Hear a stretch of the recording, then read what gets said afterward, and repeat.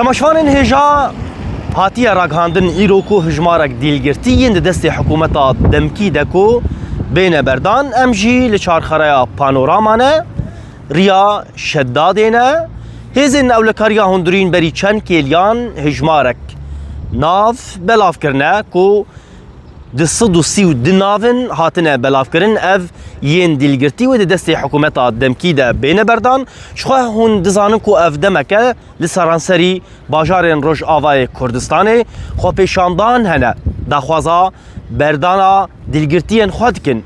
Ji xwe li aliyekî hêzên Sûriya Demokratîk hemû girtiyên hikûmeta demkî radestî hikûmetê kirin, lê li aliyê din hikûmet diyar ku weke bazarê li ser dîlgirtiyan dike, her çendî ku gavan di vê meselê de navêje.